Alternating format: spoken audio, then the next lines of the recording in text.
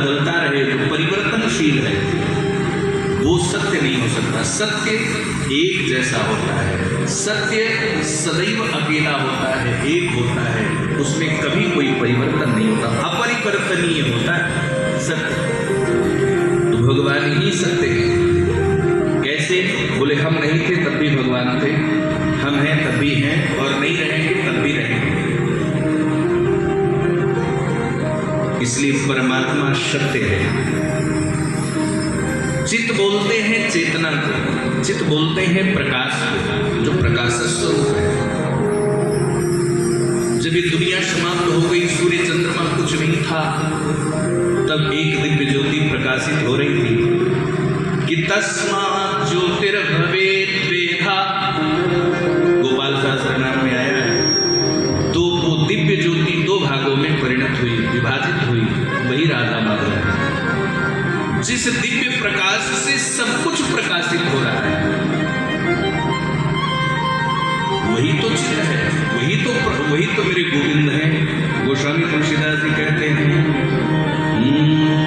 सब कर परम प्रकाशक सोई, सब कर परम प्रकाशक सोई।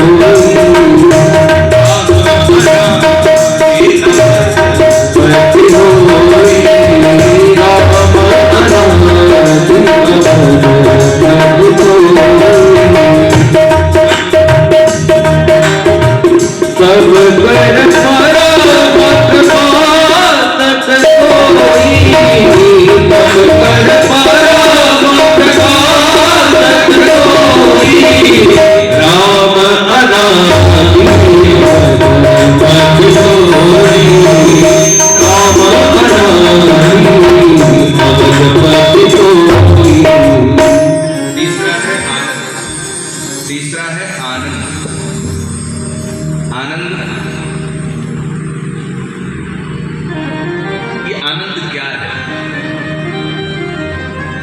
कहते आनंद बाहर वस्तुओं में खोजा जाए तो आनंद बाह्य वस्तुओं में नहीं, हम सब के भीतर चिन्मय रूप से, हम सब के अंतःकरण में आनंद स्थित है। ठीक वैसे जैसे दूध के प्रत्येक कण में घृत व्याप्त होता है, ऊपर दिखाई देता है।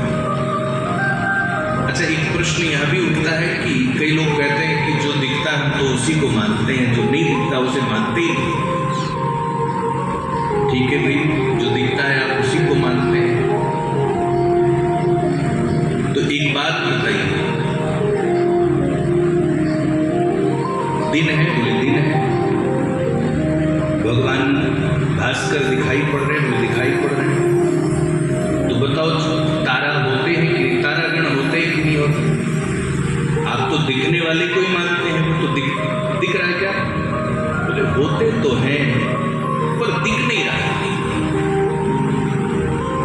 ऐसी ही बहुत सारी चीजें हैं जो दिखाई नहीं पड़ती। जैसे हम किसी से द्वेष करते हैं तो क्या द्वेष दिखता है?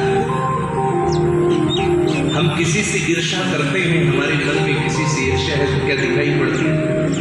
ईर्ष्या नहीं दिखाई पड़ती, दोष नहीं दिखाई पड़ता, वायु चलता है नहीं दिखता।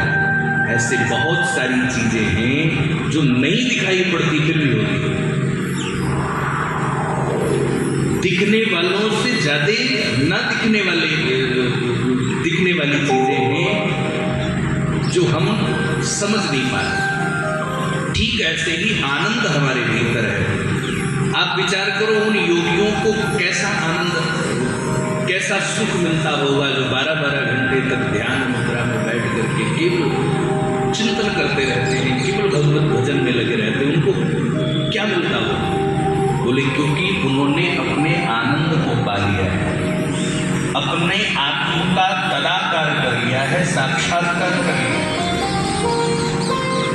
उन्हें वह चिन्मय सुख प्राप्त हो गया, उन्हें बाह्य संसार में वो सुख की प्राप्ति नहीं हुई। भगवान आनंद स्वरूप भी है, सच्चित आनंद मिला